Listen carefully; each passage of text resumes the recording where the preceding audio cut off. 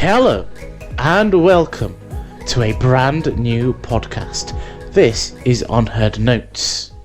I am your host, Kyle Holman, and what we are going to do on this podcast, Unheard Notes, is play songs and music that don't get enough airtime on the radio or elsewhere, but typically the radio. We're going to have some specials where we look at film scores and television scores as well, but typically we're just going to look at deep cuts and songs by artists that don't get enough airtime. This week we're doing just one song. It's Queen's The Prophet song, written by Brian May in 1975 for their album A Night at the Opera. In future we may have guests, we may have celebrity guests as well, but we'll see. Depends how big this thing gets. So without further ado, here is Queen's The Prophet song.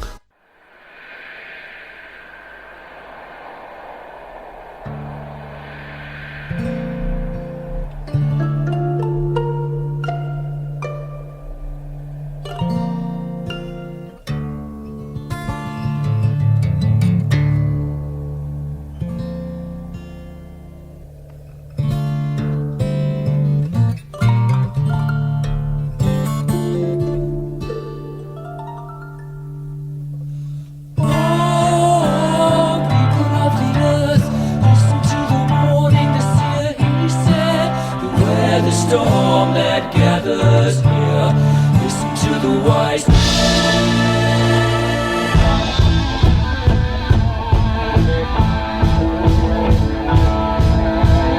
I dreamed I saw on a moonlit stair, spreading his hands on the multitude there, a man who cried for a love gone stale and ice cold hearts of charity bear.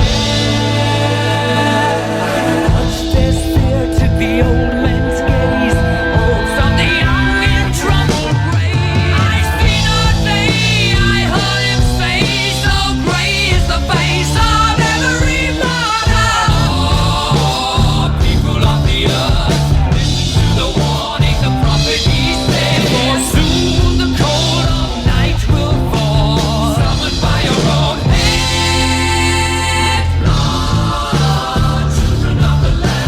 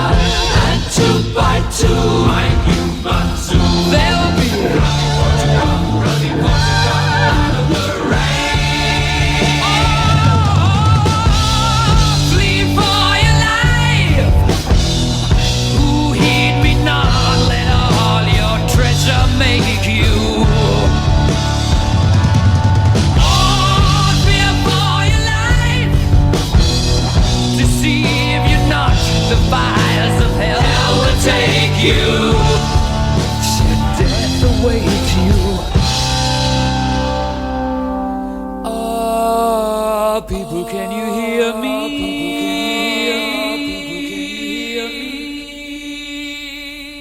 And now I know, and now I know, and now I know, I know, I know that you can hear me. I know that you can hear me. I know that you can hear me. And now I know, now I know, now I know, now I know, now I know, now I know, now I know, now I know. know, now I know, now the earth will shake into will break, the earth will shake into will break. Shadows all around, around, around, around, around, around, around, around, around, around. Now I know, now I know.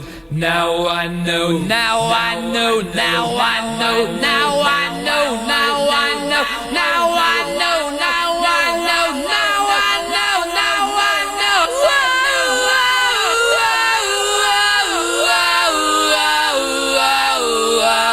Listen to the wise, listen to the wise, listen to the wise, listen to the wise, listen to the wise man. Listen to the wise man.